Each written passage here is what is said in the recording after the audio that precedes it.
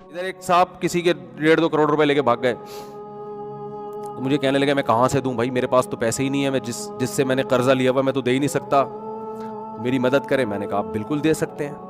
میں کہاں سے دوں؟ میں نے کہا اپنا گھر بیچو, دے دو اس کے 1.5 کروڑ. کہہ رہے گھر بیچ کے روڈ پہ آ جاؤ. میں نے کہا روڈ پہ نہیں آئیں گے آپ کرائے پہ لے لیں گھر.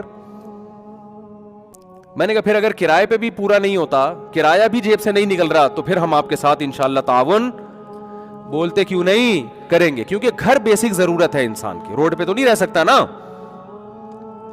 پیسے پہ سانپ بن کے بیٹھے ہوئے ہیں اور کہتے ہیں یہ جو قرض دینے والا مجھ سے پیسے مانگ رہا ہے, اور دیکھو میرا خیال بھی نہیں ہے, میں غریب آدمی ہوں. غریب کہاں سے ہے؟ 240 گھر کا 200 گز کا گھر لے کے بیٹھا ہوا ہے, 3 اسٹوریاں بنی ہوئی ہیں اس کے اوپر, بیچ بھائی اس کو. تو کہہ رہے نہیں یہ میں کہاں جاؤں گا, یہ اس کا ہیڈک نہیں ہے جس نے آپ کو پیسے دیے کہ آپ کہاں جائیں گے. اس کے 1.5 کروڑ حلال کر دیے جو آپ پر حرام تھے. ایسے کسی کا مال اتنے نمازی یہ کام کر رہے ہیں, کسی کا مال کھانا اتنا آسان کام بن چکا ہے کہ نمازیوں میں یہ کام ہو رہا ہے, کیونکہ وہ نماز کی اہمیت تو جانتے ہیں, مال کھانا کتنا بڑا جرم ہے اس کا ان کو پتا نہیں ہے. نبی صلی اللہ علیہ وسلم تو جنازہ نہیں پڑھاتے تھے جو کسی کے پیسے لے کے دنیا سے چلا جاتا تھا کہ قرض ہے اس کے اوپر.